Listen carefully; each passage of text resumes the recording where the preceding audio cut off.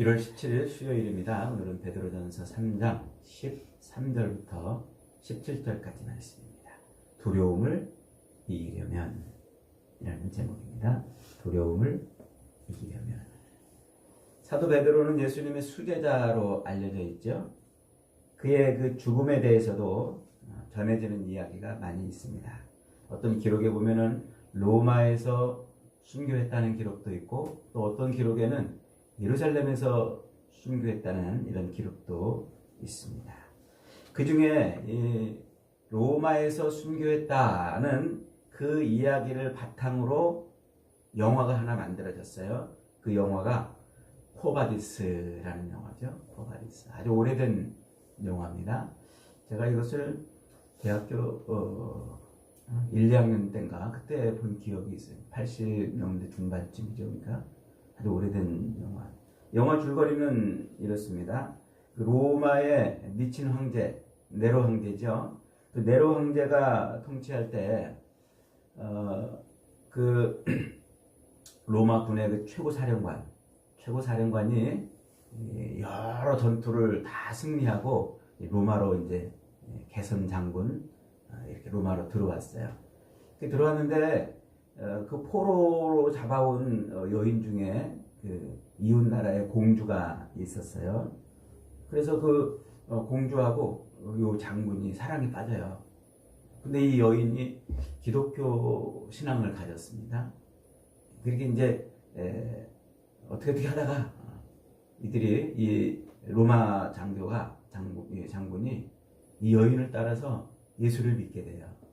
그래서 이제 베드로가 이 둘을 주례해가지고 결혼을 시키죠.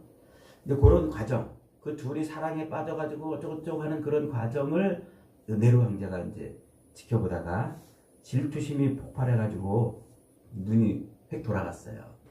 그래서 그 여인을 자기 것으로 취하려고 그러는데 잘 안 되니까 이 기독교인을 막 핍박하기 시작하는 거예요. 그러면서 이제 그 여자가 믿는 신앙, 기독교 신앙을 갖고 있는 사람들을 핍박하고 막 죽이고 이러죠.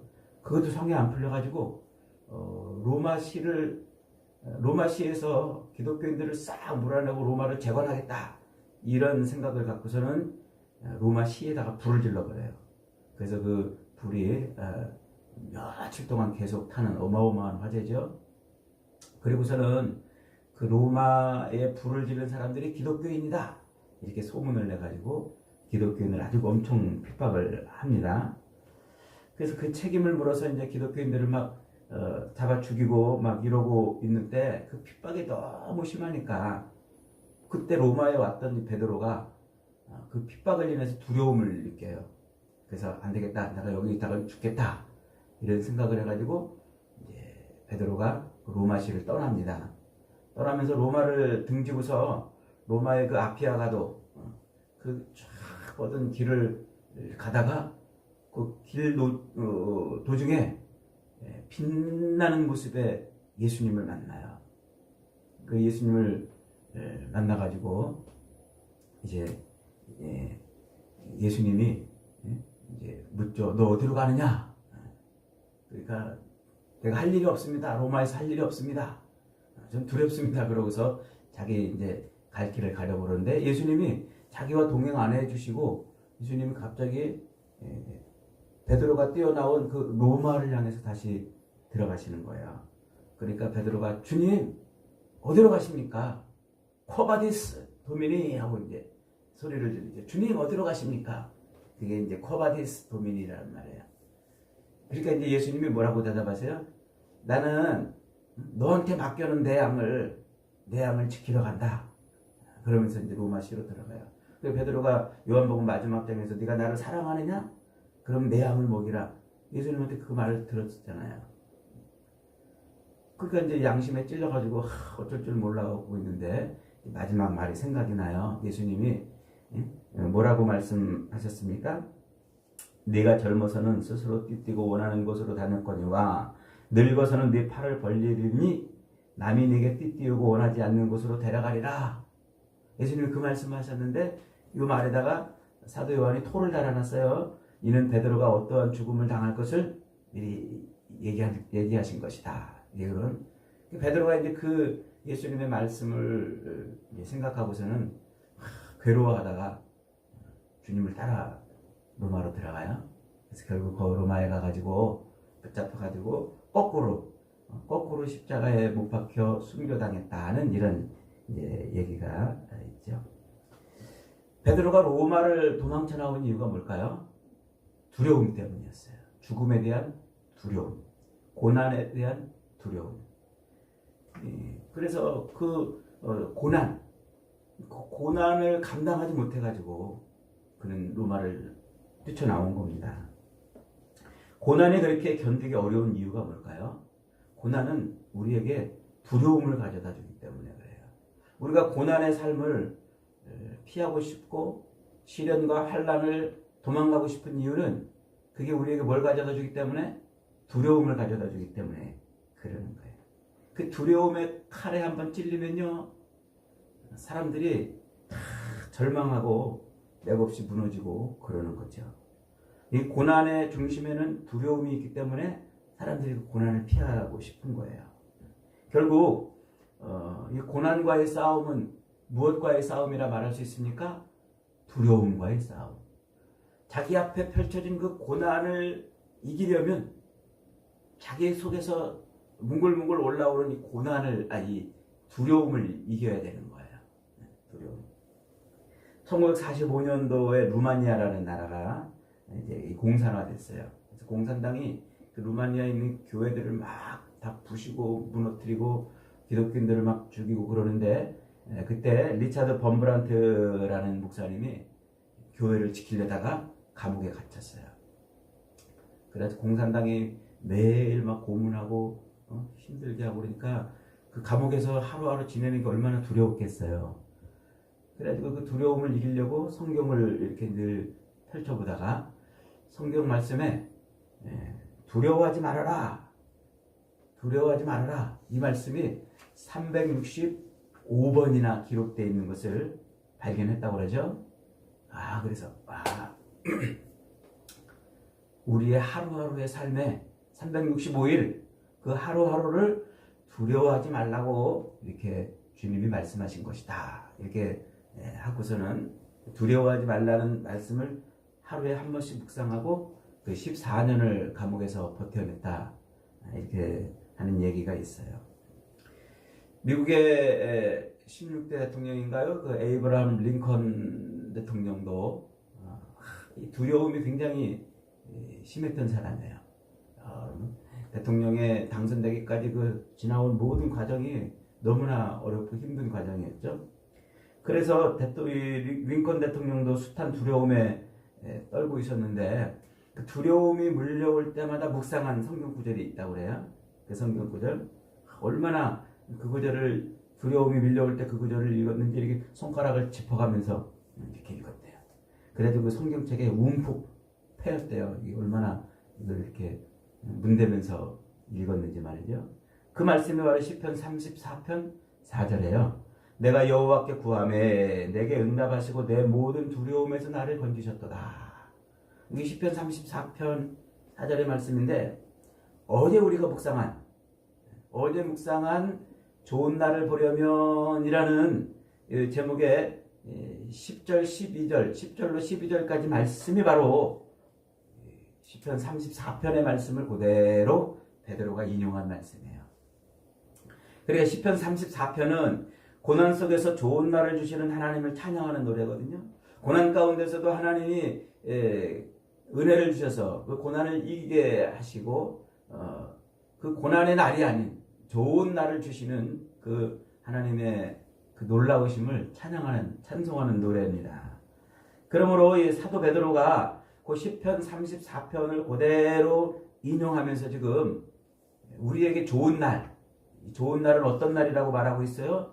모든 고난의 두려움에서 벗어난 날, 하나님이 우리를 고난의 두려움에서 건지신 날, 이 날을 좋은 날이라 지금 베드로가 그렇게 말하고 있는 거예요. 고난의 핵심에는 두려움이 있다고 그랬죠? 그 두려움을 이기지 못하면 고난을 이기지 못하는 거예요. 그 고난의 두려움을 이기는 날, 그 두려움을 이기는 날은 비록 아직 우리의 삶의 환경이 고난 속에 있을지라도 고난을 이긴 것이 된다는 것이죠. 그래서 고난 속에 있는 처지라도 상황이라도 고난이 주는 두려움을 이겼기 때문에 우리 인생에 좋은 날이 펼쳐질 것이다. 이렇게 지금 베드로가 이야기를 하고 있는 거예요. 그러면서 오늘 우리가 읽은 13절부터 17절까지 말씀도 바로 어제 묵상했던 그 시편 34편의 그 말씀을 그대로 이어서 지금 설명을 하고 있는 거예요. 그러면서 두려움을 이기는 비결이 뭔지 세 가지로 우리에게 설명해 줘요. 첫째로는 그리스도께서 우리의 주인 되심을 항상 기억하라 이거예요. 한번 따라합시다. 그리스도께서 나의 주 되심을 항상 기억하라. 이게 고난 속에서 우리에게 밀려오는 그 두려움을 이기는 첫 번째 비결이라는 거예요. 15절 다시 봅니다. 15절 전반부만 너희 마음에 그리스도를 주로 삼아 거룩하게 하고 그러죠? 이 주라는 말은 그 당시에는 로마 황제에게만 쓰던 칭호예요. 주인이라는 칭호인데 그냥 주인님 할 때 그 정도가 아니라 온 세상을 통치하는 왕으로서 주라는 의미를 붙이고 있었어요. 그런데 기독교인들은 그 주라는 그 황제에게만 붙이는 그 용어를 누구에게 붙이고 있어요? 예수님에게 붙이는 거예요. 그래서 예수님을 자꾸 로마 황제에다가 붙이는 그 주라는 단어를 붙이고 주님 주님 그러니까 이 로마 황제들이 기분이 나쁜 거예요. 그래서 기독교를 핍박을 하게 되죠. 지금 베드로는 예수 그리스도를 네 인생의 주로 온전히 고백하라는 거예요. 예수를 네 왕으로 고백하고 섬기는 일, 예수님을 자기 주로 고백하고 사는 그 삶을 온전히 살아내면 두려움을 이길 수 있다. 그렇게 말하고 있는 거죠. 그 거룩하게 하고 할 때 그 거룩하다라는 말은 구별한다, 분리된다, 다르게 산다 이런 의미라고 그랬죠. 그러니까 예수 그리스도를 주로 섬기고 세상 사람들과는 다르게 사는 삶을 살아가라. 그러면 두려움을 이길 수 있다는 거예요.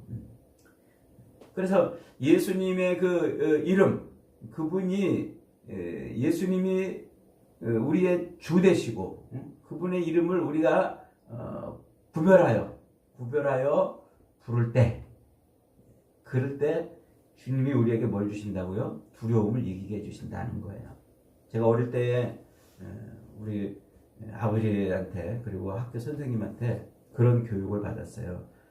너희 아버지 이름이 어떻게 되시니? 이렇게 물어보면 어떻게 대답하라고요? 저희 아버지 조남은 임자, 정자, 식자이십니다. 이렇게 대답하라고 배웠어요. 왜 그럴까요? 왜? 아버지 이름을 함부로 부르지 말라는 거예요. 너희 아버지 이름이 뭐냐면 임정식입니다. 이렇게 함부로 부르지 말고 아버지의 이름을 존귀하게 여기라. 그런 의미에서 이렇게 임자, 정자, 식자이십니다. 이렇게 말하라고 배웠단 말이죠. 그러니까 옛사람들은 그 아버지에 대한 애정과 아버지에 대한 그 존경심을 어디다가 담아서 표현했어요? 그 이름에 담아서 표현했단 말이에요. 이름. 그러니까 그 이름을 구별하고 존귀하게 여기는 것은 대단히 중요한 일이에요. 믿음에 있어서 이건 정말 중요한 일이에요. 어린 다윗이 이스라엘 모든 군사들이 다 벌벌벌벌 떨고 있는데 그런데 그 골리앗의 공포를 이길 수 있었던 비결이 뭐예요? 하나님의 이름에 대한 불같은 존경심이었던 거예요. 네가 감히 우리 하나님의 이름을 모욕하느냐? 나 참을 수 없다. 나는 네가 모욕하는 하나님의 이름으로 나가노라 이러면서 물맷돌을 던진 거 아닙니까? 다윗의 눈에는 그 골리앗의 큰 덩치도 또 골리앗의 그 큰 창도 그 수많은 블레셋 군대도 보이지 않았어요. 눈이 뒤집힌 거잖아요, 그게. 그죠? 그러니까 하나님의 이름을 존귀히 여기는 그 믿음이 세상이 주는 두려움을 극복하게 해준 거예요. 골리앗의 그 두려움을 이기게 해준 것이죠. 나는 내가 모욕하는 하나님의 이름으로 나가노라. 이게 하나님의 이름에 대한 존귀함과 경외심이죠. 여러분, 예수 그리스도를 여러분의 주로 모시기 바랍니다. 그리고 그 이름을 존귀하게 여기십시오. 그 이름은 세상 어떤 이름보다도 존귀한 이름 아닙니까? 그럴 때 우리의 주 되신 주님이 우리로 하여금 모든 두려움을 이기게 하는 줄 믿으시기 바랍니다. 두 번째로는 그리스도로 말미암는 소망을 마음에 품으라 하는 거예요. 소망을 마음에 품는데 누구의 소망? 예수 그리스도로 말미암아 오는 소망을 품으라는 거예요. 단테의 신곡 소설 지옥편에 보면은요, 지옥 문 앞에 이런 글귀가 써 있다고 그러잖아요. 지옥에 들어가는 문, 이곳에 들어가는 자는 소망을 버려라, 이렇게 써 있대요. 그러니까 지옥이라는 데가 어디예요? 소망이 없는 곳이라는 거예요. 아직 우리에게 소망이 있다면 우리는 지금 지옥이 아니라 천국을 살고 있는 거예요. 시련 속에서도, 고난 속에서도, 가난 속에서도 흔들리지 않는 소망이 있다면 그것은 두려움을 이길 수 있는 거예요. 여러분, 두려움이 밀려옵니까? 마음의 소망을 품으십시오. 그러나 그 소망은 어떤 소망입니까? 우리 마음에 품어야 될 소망은 그리스도 예수를 통해서 오는 소망이에요. 세상이 주는 소망이 아닙니다. 세상 사람들이 갖고 있는 소망이 아니에요. 눈에 보이는 것들이 아니에요. 만약에 눈에 보이는 것들이 우리의 소망을, 그런 것들로 우리의 소망을 삼으면 우리 소망은 어떻게 된다고요? 금방 절망이 된다라고 말했잖아요. 그러니까 눈에 보이는 것을 소망으로 삼지 말아라. 눈에 보이지 아니하는 예수 그리스도를 통해서 오는 소망을 품으라. 그 얘기를 하고 있는 거죠. 여러분 삶에서 바라고 원하는 것을 얻지 못함으로 말미암아 절망하고 있습니까? 대학에 떨어져서 그것 때문에 낭망이 됩니까? 사업에 실패해가지고 그것 때문에 절망이 됩니까? 여러분, 그런 눈에 보이는 것들은 우리에게 소망이 되지 않는다고요. 소망이 되지 않는다고요. 눈에 보이는 것을 소망하지 말고 뭘 소망하라? 그리스도 예수를 통해서 오는 소망을 마음에 품으라 그랬어요. 사랑하는 여러분, 눈에 보이지 않지만 그러나 살아계신 하나님이 우리에게 소망을 주시는 줄 믿습니다. 그리스도 예수를 통해서 우리에게 소망을 주시는 줄 믿습니다. 그 소망을 붙잡을 때 우린 진짜 소망이 있는 거예요. 그 소망을 붙잡을 때. 성도의 소망은 땅에 있는 것을 바라보는 것이 아니라 그리스도 예수를 통해서 주시는 것을 바라보는 줄 믿습니다. 그걸 소망할 때 우리는 두려움을 이길 수 있는 겁니다. 셋째로, 성령께서 우리 양심의 기준이 됨을 확신하라 이거예요. 따라합시다. 성령께서 우리 양심의 기준이 됨을 확신하라. 16절 한번 같이 읽어봅니다. 시작. 선한 양심을 가지라. 이는 그리스도 안에 있는 너희 선행을 욕하는 자들로 그 비방하는 일에 부끄러움을 당하게 하려 함이라 그랬어요. 태초에 하나님이 사람을 지으실 때 우리 사람 마음속에 두 가지를 넣어놓으셨다고 그랬죠. 하나는 종교심, 또 하나는 양심. 두 가지를 넣어놨어요. 종교심은 뭐냐면 내가 너를 지은 신이다, 너의 주인이다, 너의 주인이다, 너를 지으신 분이다, 나를 잊어버리지 말아라 하고서 넣어놓으신 신을 경유하는 의식이란 말이에요. 신의식. 요즘 말로 말하면 이제 내비게이션 같은 거예요. 오로지 하나님만 찾을 수 있게, 다른 우상한테 가지 않고 참 하나님, 우리의 주인 되신 하나님을 찾을 수 있게 우리의 신의식을 여기다 넣어놨어요. 그걸 종교심이라고 불러요. 이게 이제 타락해가지고 엉뚱한 곳을 저게 나를 지은 신인가? 저게 나를 창조하신 신인가? 저게 나를 도와줄 신인가? 그래서 엉뚱한 곳을 막 이제 섬기고 그러는 게 이제 우상이죠. 그래서 세상에 종교가 이렇게 많은 것은요, 하나님이 우리 인간을 지었다는 결정적인 증거예요. 하나님이 안 지었으면요, 우리 인간은 이렇게 종교심을 가질 수가 없는 거예요. 두 번째로 하나님이 우리에게 또 뭘 넣어놓으셨다고요? 양심을 넣어놨단 말이에요. 이 양심은 뭘까요? 하나님의 말씀대로 살도록 해놓으신 경복이에요. 경복이. 그러니까 우리 인간이 하나님 이 땅을 살아갈 때 하나님의 말씀에서 벗어나면 경복이가 삐용삐용삐용 작동을 하는 거예요. 우리 양심이 떨리는 거예요. 너 지금 하나님의 말씀에서 벗어났어? 너 지금 하나님의 말씀에서 떠났어? 양심이 부르르 떨어지는 거죠. 그래서 내가 지금 하나님의 말씀에서 벗어나 죄를 짓고 있구나. 이런 기능을 하는 게 양심입니다. 그런데 이 양심은 죄로 인해서 아담의 타락으로 인해서 양심의 기능이 마비가 됐어요. 양심의 기능이 마비가 됐다는 것은요, 더 이상 하나님의 말씀이 양심의 기준이 아니라는 말이에요. 이 우리의 그 양심 안에 있는 하나님의 말씀을 벗어나면 작동하게 되어 있는 그 하나님의 말씀을 지워버린 거예요. 지워버리니까 더 이상 양심이 작동을 안 해요. 그래서 하나님의 말씀에 떠났는데도 작동을 안 하니까 함부로 살고 죄를 지어도 두려움을 모르는 거예요. 무서움을 모르는 거예요. 그 양심에 하나님의 말씀을 지웠기 때문에 그런 것이죠. 엉뚱한 것을 기준으로 작동을 하는 거예요. 이제 양심이 타락했다라는 말은 우리 양심에 하나님이 넣어놓으신 그 하나님의 말씀을 지워버렸다는 얘기예요. 근데 선한 양심이란 뭐냐? 선한 양심은 성령께서 내주하심으로 다시 하나님의 말씀이 내 양심의 기준이 되었다는 말이에요. 세상의 윤리와 도덕과 철학과 세상에 있는 것들이 내 양심의 기준이 아니라 다시 원래대로 하나님의 말씀이 내 양심의 기준이 되도록, 그래서 하나님의 말씀을 떠나면 양심이 부르르 경보를 울려주도록 성령이 그렇게 하시는 거예요. 성령이 언제 들어오셔요? 예수 그리스도를 나의 구주로 아멘하고 고백할 때 내 안에 성령이 들어오시잖아요.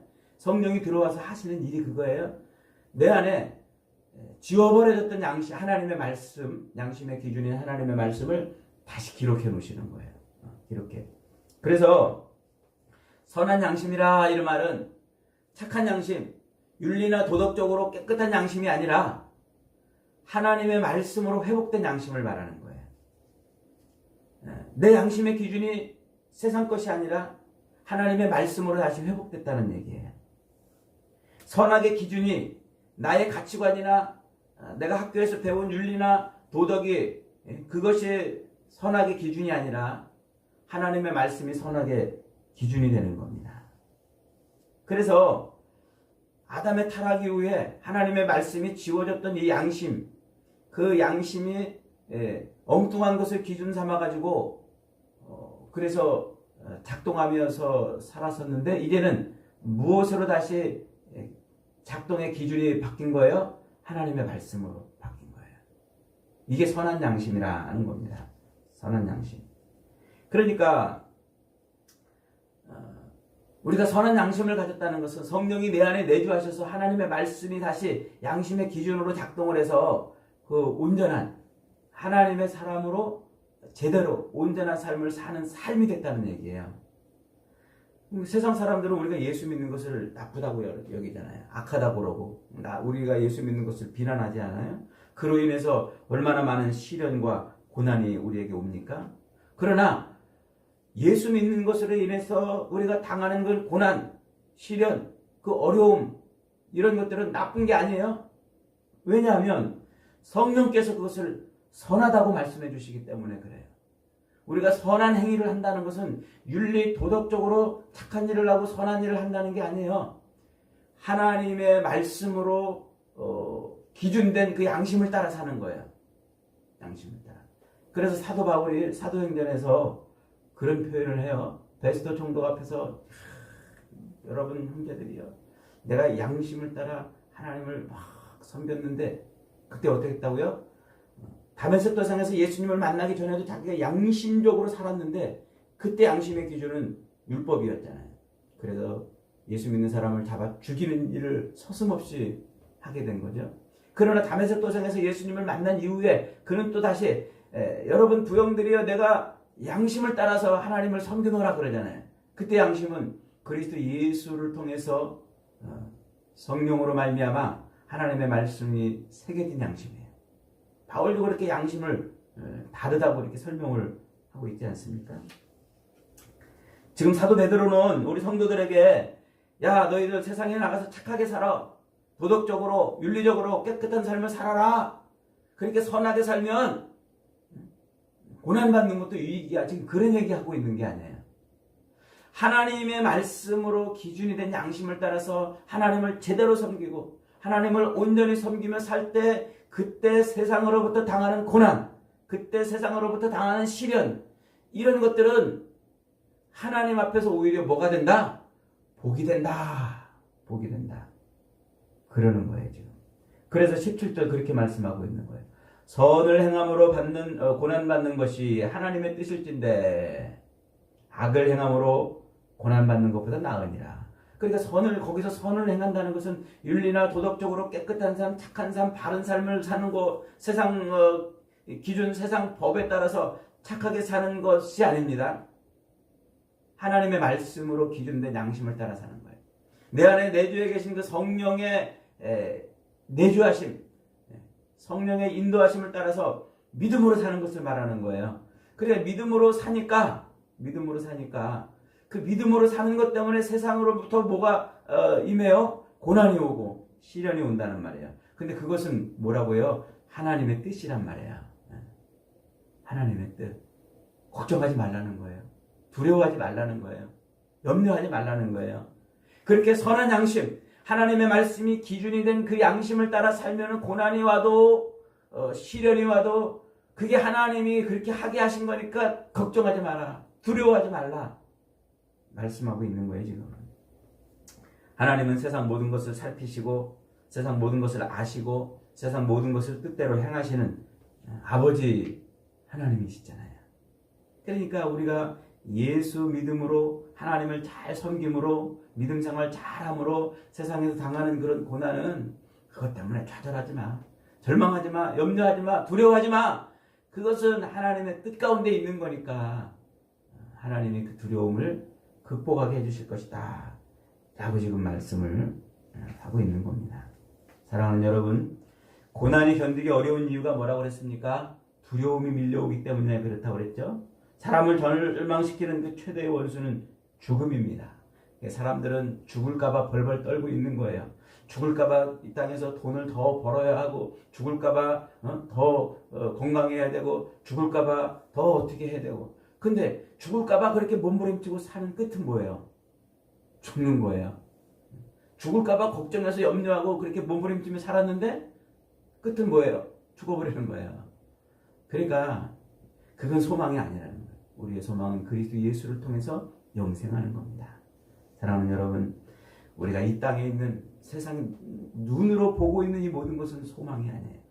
그것은 조금 있으면 실망할 것들이고 조금 있으면 절망할 것들입니다. 그러므로 이 땅에서 천국 나그네의 삶을 살 때 예수를 잘 믿고 하나님의 뜻대로 그렇게 살아갈 때 닥치는 그런 고난을 인해서 두려움으로 좌절하지 마십시오. 끝내 그 두려움을 주님이 다 해소해 주십니다. 그래서 사도 베드로는 1장에서도 그랬잖아요. 바로 그 소망이 우리 성도의 삶의 동력이라고 말하지 않았습니까? 그 소망은 바로 하나님 아버지의 긍휼하심에서 나온 것이고 그 소망은 바로 예수 그리스도의 십자가의 죽으심과 부활로 만들어졌으며 그 소망은 바로 성령의 거듭나게 하심으로 우리에게 주어진 것이기 때문에 그 소망을 붙들고 있으면 절대 우리 세상에서 낭망하는 삶을 살지 않게 될 것이다. 세상에서 절대 실망하는 삶을 살지 않을 것이다. 이렇게 말씀했습니다. 여러분, 오늘도 하나님께서 그리스도 예수를 통해서 우리 안에 넣어주시는 진짜 소망을 붙들고 사시기를 바랍니다. 하나님이 우리 안에 넣어주시는 그 소망을 붙들고 성령이 내주하사 하나님의 말씀대로 사는 삶에서 함께 하시는 은혜를 누리시기 바랍니다. 그럴 때 우리는 세상이 주는 염려와 걱정과 두려움을 이길 수 있습니다. 저와 여러분, 오늘도 믿음으로 사는 것 때문에 세상에서 당하는 여러 가지 일들로 말미암아 두려워하지 마시고 오히려 더 우리 주님을 의지하고 또 주님으로부터 오는 소망을 붙들고 사는 복된 인생들이 다 되시기를 주님의 이름으로 축복합니다. 아멘.